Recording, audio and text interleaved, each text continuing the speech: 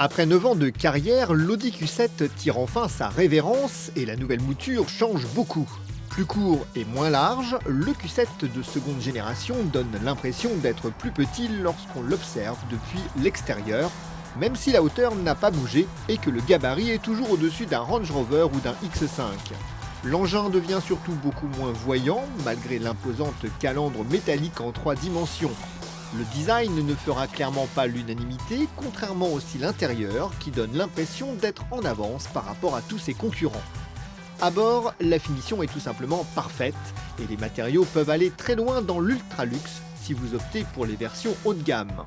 L'espace à bord est digne d'un monospace très grand format, même sur les 2 sièges de la 3e rangée de la version 7 places. Mais c'est surtout le niveau d'équipement optionnel qui impressionne. Si vous êtes prêt à y mettre le prix, vous pouvez équiper votre Q7 de tous les gadgets du marché automobile, sans aucune exception. Côté infotainment, le Q7 intègre CarPlay et l'ordinateur de bord est encore plus sophistiqué que sur le dernier TT.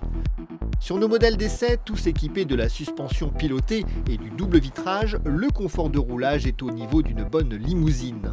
L'amortissement paramétrable offre presque l'effet tapis volant d'une Bentley Flying Spur et l'insonorisation est excellente quel que soit le moteur.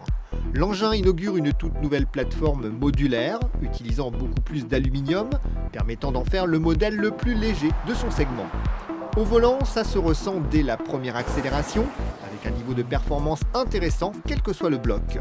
Le V6 compressé repris de la berline S4 est forcément le plus raffiné en conduite sportive, mais la consommation s'envole dès que vous haussez le rythme. Le V6 TDI est logiquement plus raisonnable, surtout que ses 600 Nm de couple autorisent des reprises musclées. En revanche, ce nouveau Q7 est moins amusant à conduire qu'un BMW X5 ou qu'un Porsche Cayenne. L'efficacité dynamique est intéressante grâce aux roues arrière directrices en option, mais la consistance moyenne de sa direction et son comportement très lisse gâchent le plaisir à l'attaque sur petite route. Pour le sport, il faudra attendre la future version SQ7. Doté d'une habitabilité imbattable, d'un châssis dernier cri et de motorisation assez frugale, le nouveau Q7 fait malheureusement payer cher son équipement optionnel, même si son prix de base de 63 500 € est plutôt bien placé.